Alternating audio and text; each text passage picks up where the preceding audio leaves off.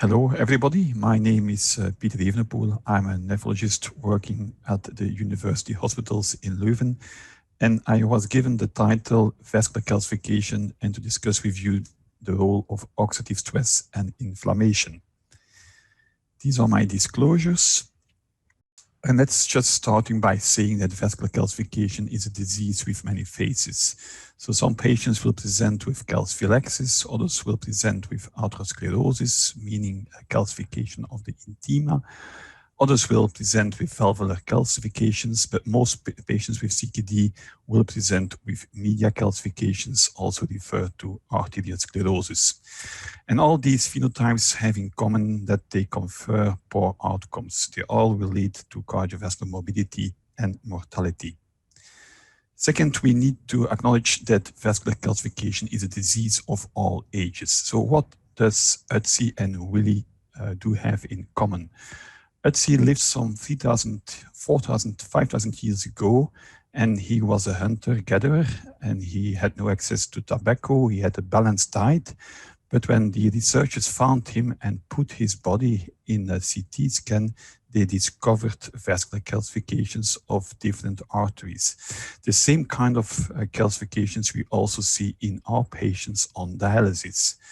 So what do these two patients or do these two people do have in common? So they have both vascular calcification and probably a common culprit, which is inflammation and oxidative stress.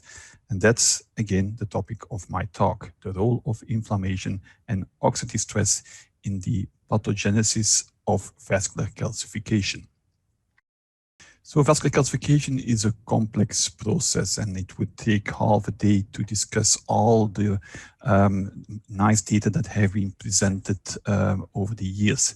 But in fact, it's a multi-step process comprising osteochondrogenic transdifferentiation and the endothelial to mesenchymal transition. In addition, there is DNA damage and senescence, resulting in an inflammatory response. There's also extracellular matrix remodeling, and finally there is demineralization of the collagen matrix. And in fact, in all these steps, oxidative stress and inflammation do contribute to the progression.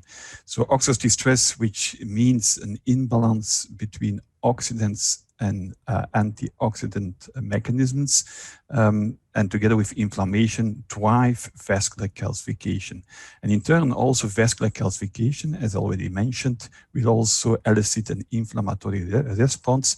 And in fact, this will then fuel some kind of a feed-forward cycling, whereas inflammation gives progression of vascular calcification, and vascular calcification then results in inflammation.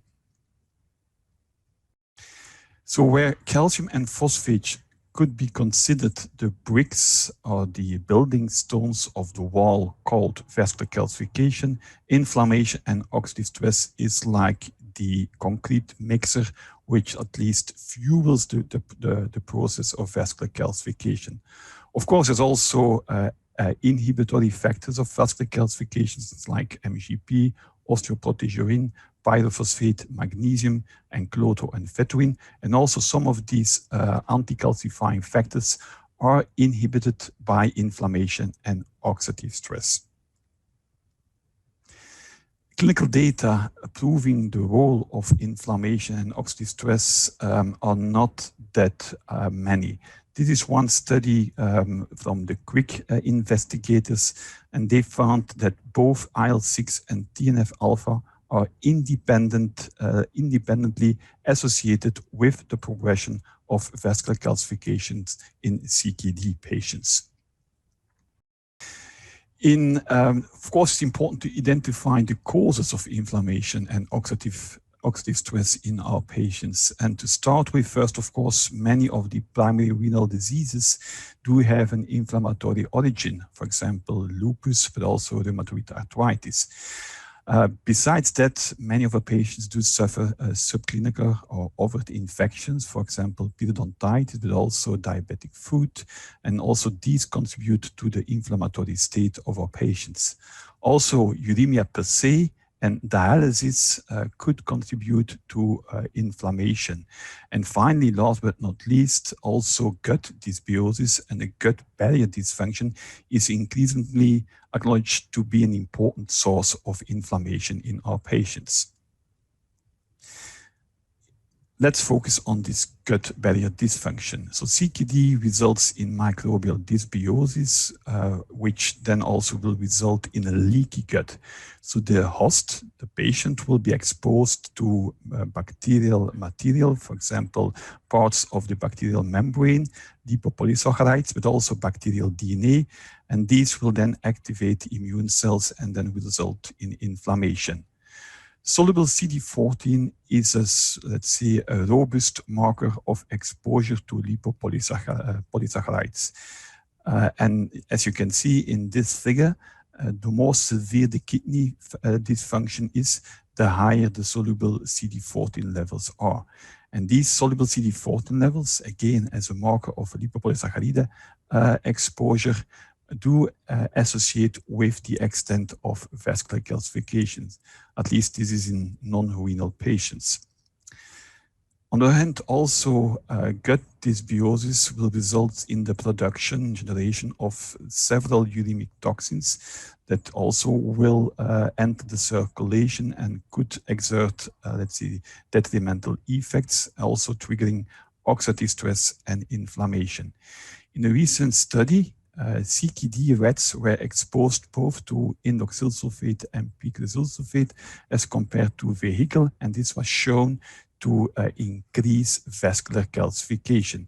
And importantly, acute phase response healing seems to be in the causal pathway between exposure to indoxyl sulfate and picosyl sulfate and vascular calcification. So it seems to be an important pathway by which these toxins do exert their detrimental effects. We know that these uremic toxins accumulate in chronic kidney disease, and also some clinical data show an association between these toxins and the extent of vascular calcification. Importantly, also, inflammation is probably could explain the bone vascular axis. We know that patients with vascular calcification often do have low bone mineral density and vice versa. And this is referred to the bone vascular axis and the calcification paradox. And apparently, inflammation could be the common culprit. So inflammation, to some extent, causes hardening of soft tissues and softening of hard tissue. What can we do about it? Of course, we could just use antioxidants and anti-inflammatory drugs, but of course, many of these therapies either are not that efficient or also they have side effects. So it's better to focus on the causes of the inflammation and the oxidative stress. So we could aim for maximum disease control, so avoid inflammation in these inflammatory diseases. We should focus on source control with regard to infections, and this is really important. In knowing that some of the uremia-related or the dialysis-related factors are related to inflammation and oxidative stress, for example, the use of ultra-pure dialysates is of importance, and also recently high cutoff membranes have been associated with less inflammation. And finally, we could target the gut barrier dysfunction by dietary modification or nutraceuticals. So this brings me to my last slide by stating that, inflammation and oxidative stress are modifiable amplifiers of vascular calcifications. We often forget about them. We always focus on calcium and phosphate, but at least inflammation and oxidative stress, as emphasized, is the engine that fuels the process of vascular calcification. And second, in one of the important, let's say, targets we could address in trying to attenuate inflammation is the gut microenvironment and the gut dysbiosis.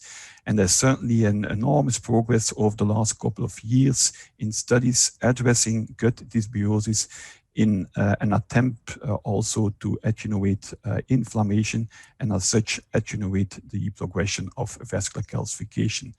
And I'm convinced that many new studies will arise in the near future. With this, I would like to thank you for your attention, and I thank you.